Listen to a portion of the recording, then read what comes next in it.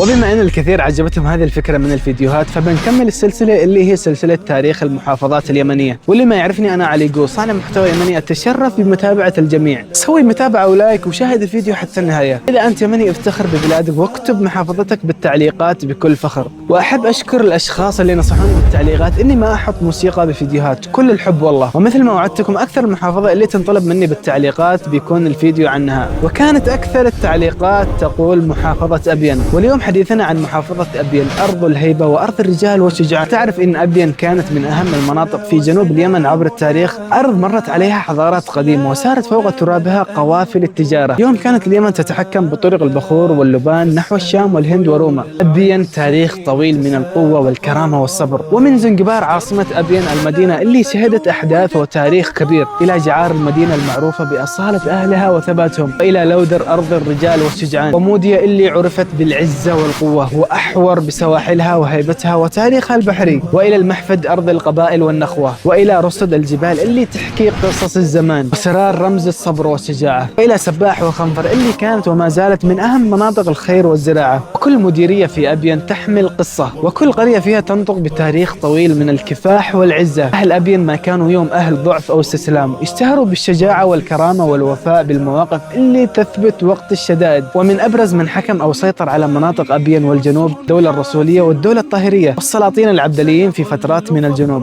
سلطنة الفضلي هي من أشهر السلطنات المرتبطة بأبين وتاريخها، كانت عاصمتها زنجبار. من أشهر سلاطين الفضل السلطان حسين بن أحمد الفضلي والسلطان صالح بن حسن الفضلي. وكانت سلطنة الفضلي تعد من أقوى السلطنات في جنوب اليمن، ولها تحالفات ونفوذ سياسي وعسكري كبير خصوصا في أبين وما حولها. من أشهر وأبرز القبائل في محافظة أبين واللي لها حضور تاريخي واجتماعي كبير، آل فضل السلاطين، ويافع أهل البأس أو أسود الجبال، والعواذل أهل المواقف، والمراقشة أهل الهيبة، وباكازم أهل النخوة. والنعم بكل قبائل أبين، ولكن هذه من أبرز القبائل المعروفة بأبين. وهذه أبين أرض الرجال. الكلمة الآن لكم في التعليقات، أي محافظة نفتح كتاب تاريخها في الفيديو القادم، ومع السلامة.